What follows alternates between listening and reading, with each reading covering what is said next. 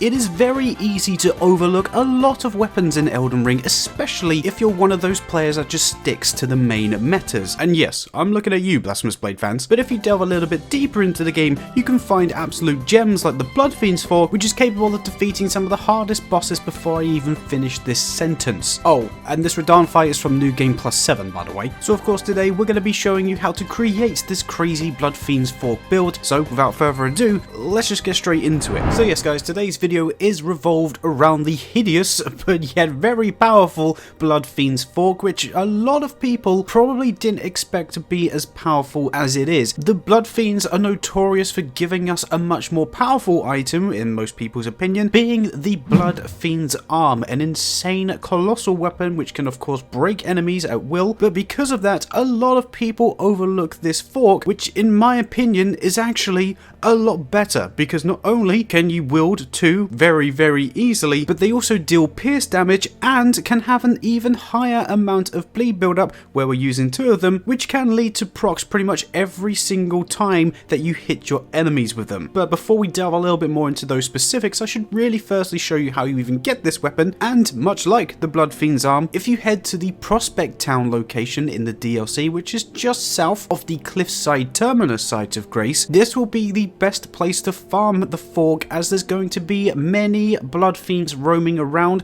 Of course, you do need to be killing those that are wielding the fork, because there's going to be some wielding the fork and the arm, but luckily for us, all of those enemies that are wielding the fork have a 3% chance of dropping it, and there are about 5 or 6 located inside the town itself, with a few more scattered around the outskirts of the town. But what you can do is just basically go through the town, defeat those that are in there, travel back to the site of Grace, obviously rest there, and rinse and repeat this method. As I say, it's a 3% chance of getting this to drop, so definitely bring some item discovery boosting items like the Silver Scarab Talisman, Silver Pickled Foulfoots, and of course the new Horned versions, and hopefully after just a couple of tries you would have at least got one of them. But I do advise getting 2 for this specific build, because we are going to make use of the power stance capabilities, which is going to ultimately be the thing that will rip our enemies apart. And of course, once you've obtained both of these weapons, all you simply then need to do is upgrade them as much as you can. They are considered just a regular base weapon, so they require normal smithing stones to upgrade, but I also highly recommend that you infuse this weapon with seppuku, and more importantly turn it into an occult version to transform this into an A-rated scaling with your arcane stat. Now I'm just going to quickly point this out: if you did want to infuse the weapon into a blood affinity, you would be getting an additional 30 odd points in your bleed proc capabilities, but if you do infuse it into a blood variant, you actually lose out on a whole bunch of AR, as your scalings get distributed evenly between both arcane and strength, but they only stay at a C-rated scaling. The reason why it's pivotal that we change it into an occult version is because that will turn it into an A-rated scaling with your arcane stat, which still gives this weapon a very healthy base AR, which still makes this weapon incredibly viable against enemies that don't bleed, like Radagon and the Elden Beast. So although we're not going to be getting as much blood proc, the occult version is still well above the hundreds, which is more than enough, and we also get the added benefit of having a much higher base AR. So of course, with all of that in mind, I highly recommend that you change this weapon into an occult version, and when you have the stats that I will show you in the moment, you will have a base bleed proc of 106, and every time that you use seppuku on these weapons, you will be adding another 30 points worth of bleed proc onto both of them, meaning that if you are power stancing both of these together and have seppuku on both of them, with just one single tap of your LB or L1 button, you will be doing 272 bleed build-up, which basically in base game is enough to proc bleed pretty much on everybody with just one single use, or failing that, every other use, which of course explains how even in New Game Plus 7, we're just rinsing through bosses. It is borderline a joke and borderline a cheat code, this weapon. It's definitely one that flew under my radar, and why I wanted to show this to you guys, because is this the best bleed weapon? I mean, when you look at the numbers, it's kind of hard to say no, but I guess the more important numbers you're going to want to know about are indeed going to be the stats, and they are going to be the following for this build. And as you can see, we've got 50 points into vigor, 14 mind, 19 endurance, 14 strength, 15 dexterity, 9 intelligence, 33 faith, and then 75 arcane. And again, just to explain those a little bit more, where we've turned the weapon into an occult version, arcane is our main stat for our damage output, and of course the bleed procs too. But then we're also just meeting the requirements for the weapon, so 14 strength is the minimum, and then the 15 dexterity that we have in the build is actually the beginning stat for my character, because this is a samurai character. But as long as you're just reaching the minimum requirement for dexterity, which I think is around about 8 or 9, then that's absolutely fine. And then where these weapons are actually really light, we can get away with a much lower amount of endurance while still wearing a good armor set like the Rakshasa armor set that you can see me using in the game. And just quickly on armor, of course, we're using the white mask too, because whenever a bleed proc occurs, which again is basically every second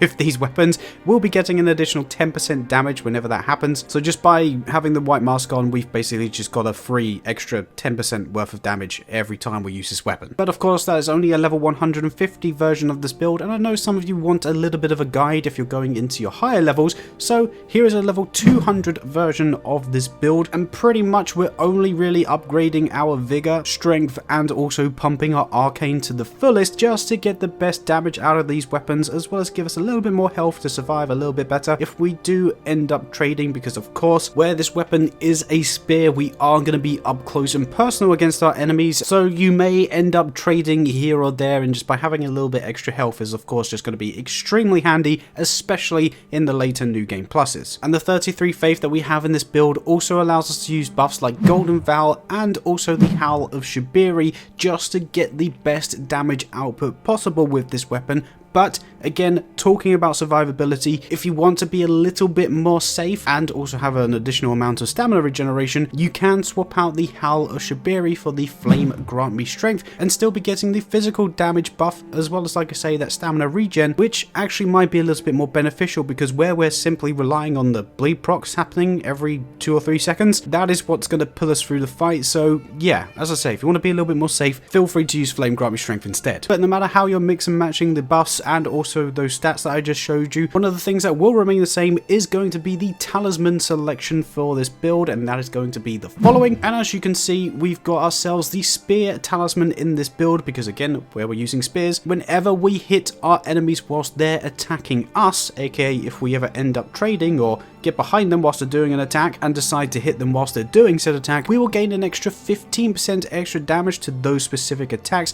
And also just to note, where these weapons are pierce damage, the spear talisman does stack on the already natural buff that you get when doing counter attacks, so I believe it's around about 25-30%, so this 15% will go on top of that multiplicatively. But then we've also got the Lord of Blood's exaltation, which again stacks on top of the white mask that we mentioned earlier, and again, whenever a bleed proc occurs, we'll be getting an extra 20% extra damage boost whenever that effect occurs. And then because we're using 2 weapons and the spears are relatively quick, it's actually super easy to proc successive damage output buffs, so we are running the godly pair of the Rotted Winged Insignia as well as Millicent's Prosthesis, as like I say, both of them will give us relevant buffs to successive damage output, but Millicent's Prosthesis will also give us a +5 to dexterity, which does give about 2 or 3 extra AR. And I know you need to go into New Game Plus to get both of these because they are tied to Millicent's quest, so for like additional extra talismans that you can throw in as like replacements if you don't have any of these, you can throw in any stamina regen talismans like the Green Turtle talismans, or possibly even add the Claw talisman into this and use the jumping attacks with the Power Stance moveset, which can of course be an extremely viable option against certain larger bosses. And of course, if you want to be a little bit more defensive or like just try and survive as much as you can, feel free to also replace any of these talismans with a defensive talisman like the Dragon Crest Grey Shield. And then just to finalize the build in the Wonder Physick, I highly recommend that you run the Green Burst Crystal tier along with the Thorny Crack tier, because again, where we are power stancing, stamina regen or just stamina in general is something you're going to have to monitor because it will be drained after just 2 or 3 attacks. So by having the Green Burst Crystal tier in here, we will be able to regenerate our stamina a lot quicker, and it can be paired with things like the Flame Grant Me Strength and any stamina regenerating talismans that I mentioned earlier, and that way that issue no longer becomes an issue. But then of course, by having the Thorny Crack tier in there as well, we have a 3rd boost to successive excessive damage output,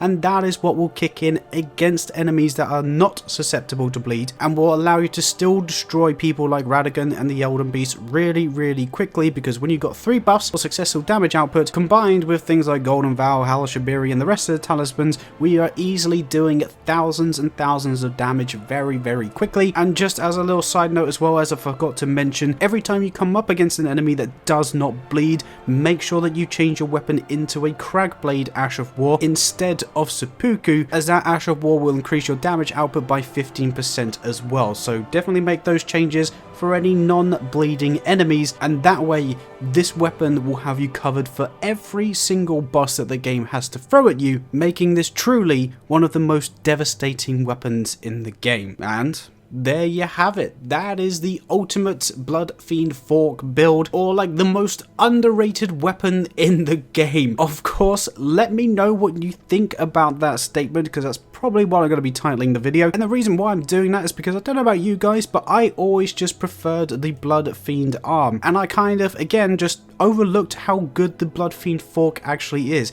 In fact, it's probably a lot better, but again, let me know in the comments which Bloodfiend weapon is the superior. And whilst you're down there doing that, if you don't mind me asking you to also leave a like on this video if you happen to like it. It genuinely does help out the channel tremendously, and it's also the best and easiest way to let me know that you've enjoyed this video and want to see more crazy builds around underrated or just overpowered weapons in the game, because there's hundreds of them for us still to go through. And if you want to stick around for those other videos that will be coming out in the future, as well as a whole bunch of live streams, then definitely hit that subscribe button too. But other than that, I'm actually going to leave you with a few secret DLC boss fights, because again, I just want to show off how good this weapon actually is. So once again, this footage will be using the level 150 build at New Game Plus 7 in the DLC, so if you don't want any spoilers, now is the time to click off. But as I say, I do hope you have enjoyed this video. Thank you so much for the tremendous support recently on the channel too. Enjoy these DLC boss fights, and I guess I will catch you in the next video of whatever it is that we make. Bye bye.